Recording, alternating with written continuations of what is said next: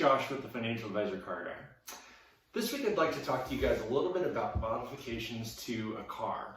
One thing I get all the time is, Josh, when you're building a car or building a project car for a flip, does it make sense to do certain mods, or does it make sense to leave things stock, or does it make sense to, do this, that, or the other? And I'm here today to tell you that really it depends on the car. It depends on the buyer. It depends on your budget, and it really depends on what you want to get out of that car. So, talking about my R8 in the garage, last week I did that DIY video on how to replace those side mirror caps with, a painted version to a carbon fiber version. And when it comes to that car particularly, I don't know that the next buyer is going to care too much whether the mirror caps are carbon fiber or if they're painted. To me, it was kind of a personal preference, a personal want. Same thing with the side blades. Realistically, the next guy, he might want the original blades back on the car. I really wanted carbon fiber, and that was one of the options I looked for when I bought the car. So to me, that's a selling point for the next person. But that might not be the case. I still bought the car even though it didn't have the carbon fiber. I was able to go out, buy it, install it, and now enjoy it. And I'm going to keep those factory parts so that if I ever decide to go back to stock, or when the time comes for me to sell that car, if the next buyer wants to go back to stock, they'll be able to. So there, I didn't hurt the retail value. I didn't hurt the resale value. It's just a personal preference modification. But, things like pickup trucks, this is a super common one, right? Pickup trucks, guys like to lift these trucks. And if I buy a $10,000 pickup and I put a $3,000 lift on it, do I have a $13,000 truck? Answer is probably no, probably not. You may, depending on the truck and the year and the mileage and all those things, but generically speaking, you're never going to get 100% dollars out of a vehicle as to what you put in when it comes to modifications or aftermarket upgrades.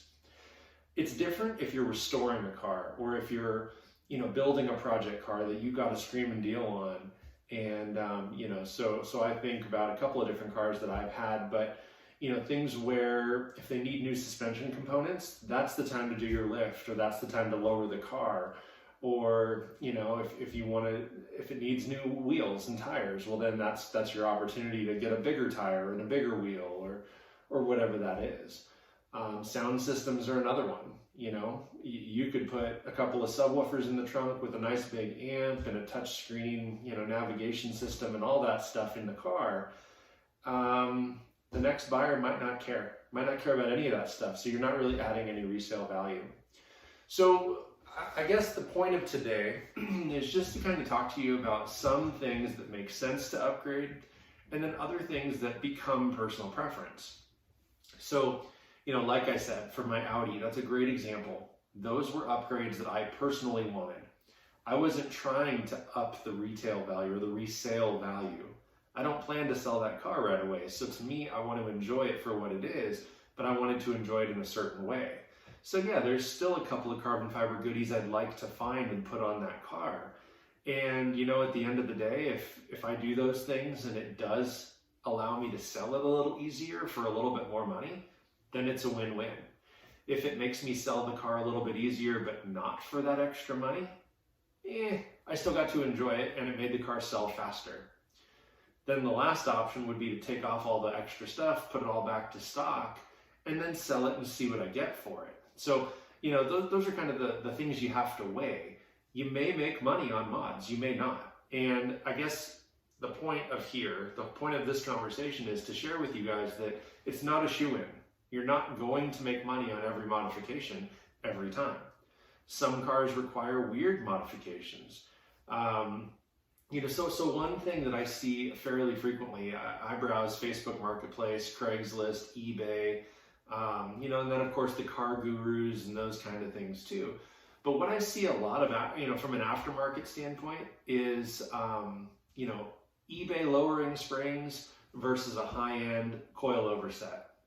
The car, if you put them side by side, two of the same car, one with the eBay set and one with the high-end coilover, whatever name brand, they might look identical. it would take you getting in the car and driving it on a closed course or whatever it is for you to really test out the differences of the components. And at the end of the day, if you're just going for the look, the eBay side of it's going to win. So I'll pick on my Challenger for a minute. I bought some inexpensive eBay lowering springs for the back end of that car because I wasn't excited about the rake that the car had from the factory. So I put the springs on there, lowered the back of the car about 1.5 inches, so it sits fairly level. I'd almost argue that now that they've settled, the back is about 1/4 inch lower than the front, which doesn't bother me so much. I know about it and I notice it and I see it and whatever, but I've never had anybody call me on it, and I've never had anybody say, wow, that looks really terrible. Nobody's ever done that. But what I could have done is opted to buy the more expensive coilover setup for all 4 corners, which would have been able to adjust. I could set it up so that if I wanted a rake, I could have a rake. If I wanted it dead even, I could do that. If I wanted the back to be lower than the front for whatever reason, I could do that too. So coilovers are a nice adjustable way to monitor that. Again, I went with inexpensive eBay springs and made the car look 1,000,000 times better, in my opinion, for about $150. And then I was able to sell the factory rear springs and the lowering front springs and recoup almost all my money.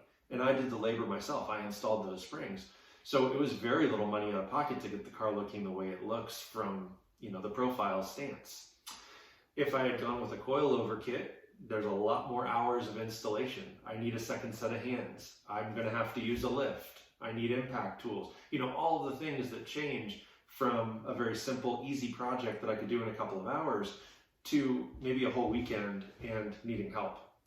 So, again, if you're trying to build a project and that's part of the plan is to flip this car, don't do it with the crappiest parts you can find. That's not at all what I'm saying or promoting, but you've got to do it within your budget and realize that time is money. Time is the part that, historically, I didn't include in my budget. When I would decide I've got $5,000 to build this car and my goal is to build it and then sell it for $8,000, that $3,000 profit that I was hoping for was basically what I'd pay myself, right, in labor and hours of being involved and invested and price shopping and all the things that I was doing to build that car the way I wanted it. When I was all said and done, I'd add up my receipts and copy all the invoices and line item everything into an Excel spreadsheet. And, maybe that car cost me $4,930. I don't know, random number, but let's say. And I stuck to my $5,000 budget. But maybe what I'm not accounting for is that car cost me 100 hours or 50 hours or 30 hours or whatever that works out to be. And so that's where I say, you've got to be educated on where you're spending your money, but also don't discount your own personal labor. Sure, you're not a professional shop that's ASC certified or whatever it is. You're not worth $100 an hour to work on a project car if you're enjoying it for the the hobby of it and whatever else. You can't document 10 hours of professional labor at $100 an hour. You can't do that, right? You just can't. You might be certified, a technician of some sort. You might be very, very qualified, but unless that is your job, which I'm going to guess if you're watching this page or doing what I do, it's not your job. You've got a day job. In theory, right? In theory, those dollars are only recouped on the profit you make. So, for example, let's say my $5,000 car that I said I was into $4,930, I think was my number. If I only sell that car for $5,000, I didn't lose anything but my time. From a dollar perspective, I would call that a wash. Yeah, I made $70, but at the same time, maybe I'm into that car 20 or 30 hours. Unless I'm only worth $2 or $3 an hour, it's kind of a wash. So, if I talk about my '68 Mustang, that car was a progressive project over, it took me probably 7 years from the day I got it to the first time I drove it.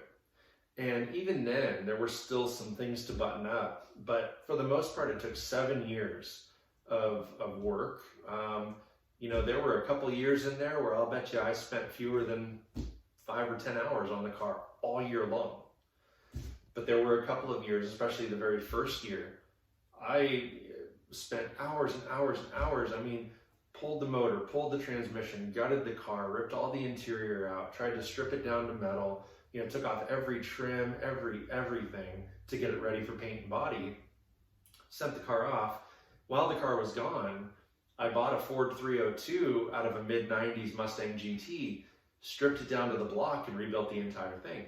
And so, in that first year of ownership, I probably personally was into that car 50 hours. And I don't know, I didn't track it, but that'd be my guess. Then as soon as the car came back months later from paint and body, same thing. I poured a bunch of hours into that car, starting to reassemble. And then over the next couple of years, I had kids, and then the kids were growing, and they had sports and school and all these other things, and the car just sort of sat, which is fine.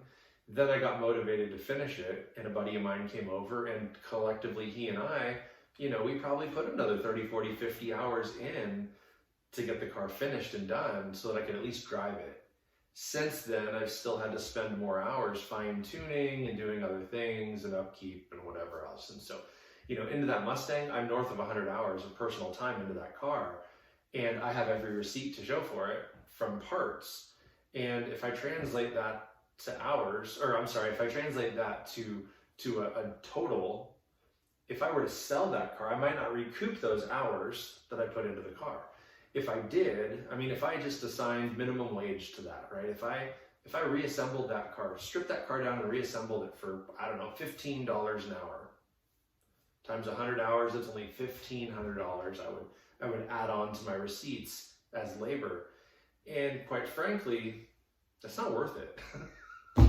I'll tell you, I think I'm worth more than $15 an hour. And so even not being a certified technician, if I'm out there working on that car, I expect to be paid a little bit more than $15 an hour.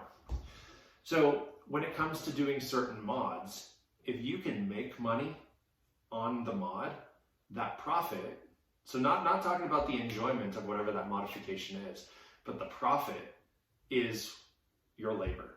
Does that make sense? Hopefully that rings a bell. And to simplify that again, if I talk about the Challenger, okay, lowering springs, I spent a couple 3 hours doing that from start to finish. I had to stop a couple times in the middle. I watched a YouTube video to kind of figure out how to remove a bolt that was hitting the exhaust system, and I ran into a couple things, and I would step away from the car for 30 minutes or an hour and eat lunch and whatever. So I'm not including any of that time. Physical time with a wrench in my hand, I'll bet that project took me 2.5 or 3 hours. So once again, if I bought that lowering spring set for $150, sold the stock stuff and the lowering front end, I think I sold that for $120 or something like that. I have it on my iPad here. But whatever, let's say I sold it for $120. That $30 that it cost me to lower the rear end of that car, well worth it. Plus the 2.5 hours, well worth it. Because I guarantee when I go to sell that car, I'm going to make more than the $30 over the course of having the car and all those things to justify that modification. It makes the car look better. Things that don't appreciate the car are going to be wheels and tires, right? The moment you get a curb rash on a wheel, there goes the value. They're not worth it. You can buy wheels and tires secondhand for very little money.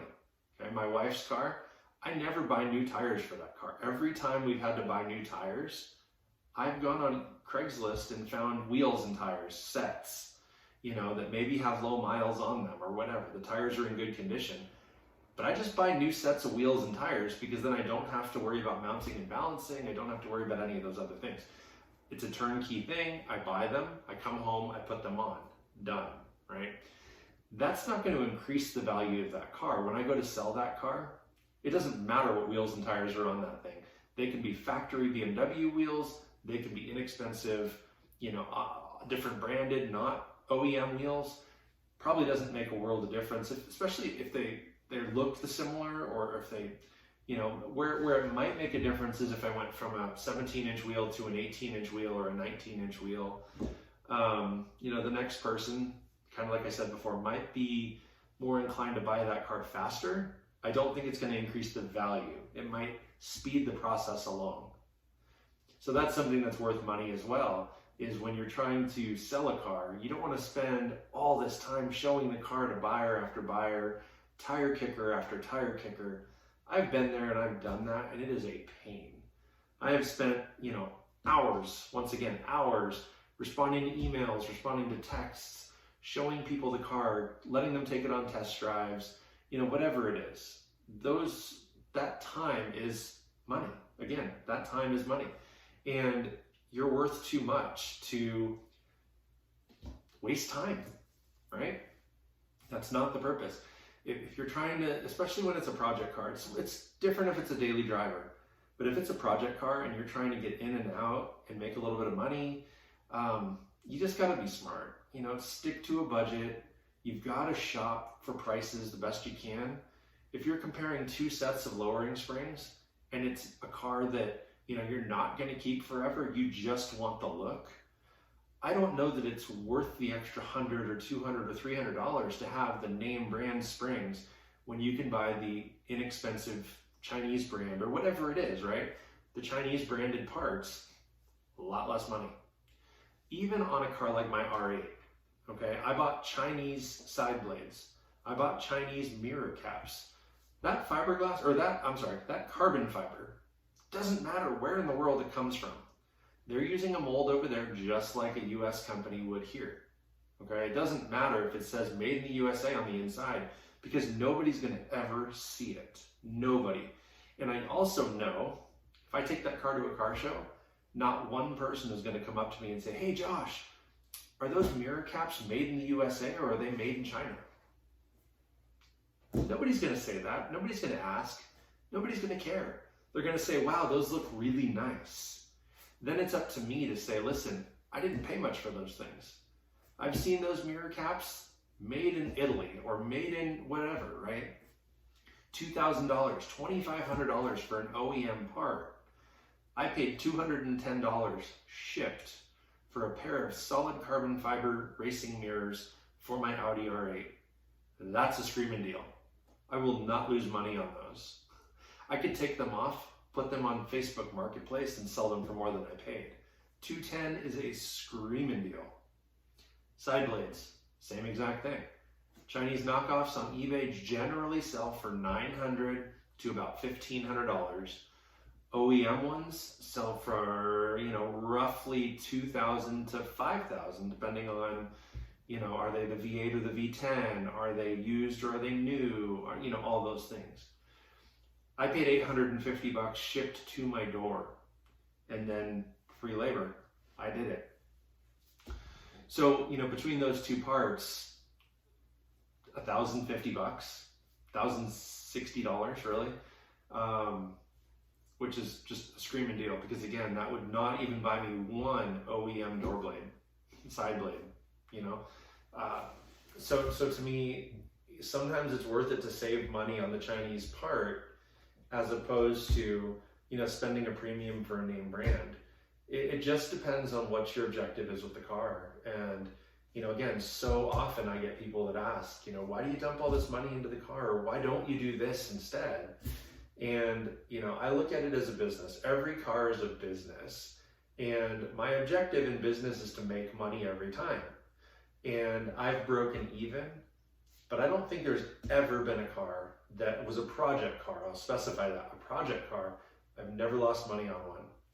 Every single time I've lost money on a car, it has been a daily driver that either my wife or I have driven, 20, 50, 40,000 miles, whatever it is. And, those are cars that depreciate it with use. Those were never designed to be project cars. I always look for the best deal I can, but that doesn't mean it was the cheapest thing out there, and it doesn't mean that it's not going to depreciate. So take it for what it's worth. When you're building a car, when you're flipping a car, restoring a car, whatever it is, use your brain, right? Just think it through, figure out what your budget is, figure out where you can spend the money and where you shouldn't, and then take into account the labor. Again, if you're doing your own labor, you can save a ton of money, a ton. Shops charge anywhere from, $60 to $250 an hour. So depending on what you're having done, many times you make your money on whatever it is that you can do yourself. So, I think that pretty well exhausts that topic. I circle back to truck lifts all the time because I feel like, on the secondary market, people will buy a F-150 and they're boasting, oh, this thing has a 5-inch lift, this thing has 37s on it, this thing has 20-inch rims, this thing has whatever. All those things are great, but they're not, honestly, they do not improve the resale value. A $10,000 truck is a $10,000 truck, whether it's sitting on stock suspension and stock wheels and tires, or if it has a 5-inch lift on 37s. It's really up to the buyer. If the buyer's willing to spend the money, price it how you want. Try to make money on it. I would, but just don't expect to make money on those kind of mods. When you do things like engine tunes and exhaust and, those types of things, you're probably not going to see much of a return there either. If there's an exhaust leak and you need to repair it, you're going to spend the money on it either way. You may as well modify it at that point so you can enjoy it. And then when you sell the car, you can then boast, ooh, aftermarket exhaust, sounds like $1 million, whatever. And that's fine. But if you have a perfectly good exhaust system and you want to go spend $500 or $1,000 to do a better exhaust system, I'm going to argue you're not going to get that money back. Not all of it. You might get some. Someone might say, wow, you've got a Flowmaster setup instead of a stock Honda or whatever, right? That's worth a couple $100. But is it worth $1,000 that you paid for the system and installation? No, probably not. So I would love to be a resource to you guys. I would love to help you pencil out your build. If you guys contact me, whether it's through Instagram, Facebook, here on YouTube, TikTok, whatever it is, right? If you tell me what your project car is and you tell me what your budget is, I will help you dial in. Here's the best things to do, best bangs for your buck. Okay, I've had over 30 cars in and out of my garage that I have modified, that I have flipped, that I've made a profit on, and that I've enjoyed. I can tell you what works and what doesn't, at least generically speaking. Every circumstance is different. Every region is different. Certain things would sell here that they wouldn't sell in California and vice versa. Something that would sell great here might not sell well in Florida, but something that might sell really well in Louisiana maybe wouldn't sell. I don't know, right? Regionally, it's a little bit different, but from a generic standpoint, I watch the markets, automotive markets, stock markets, all the markets, but from a resale standpoint in the automotive world, I keep my thumb pretty tight on the pulse and can tell you what's going to work and what's not going to work, where you should spend money and where you shouldn't spend money, and then realistically, based on your budget and what the build will look like, what you should sell it for and what you should profit. So please feel free to ask questions. I'd love to be a resource. I love this stuff. I don't have a build project right now, so I'm happy to help. That's one thing that's been kind of itching at me is, what do I build next? What do I play with next? And, having the R8 in the garage, having the Challenger, having my pickup, having my Mustang, and then having my wife's car, I don't have room for another right now. So that's going to be on hold. So I've got to come up with some good topics to keep you guys entertained and to keep myself busy.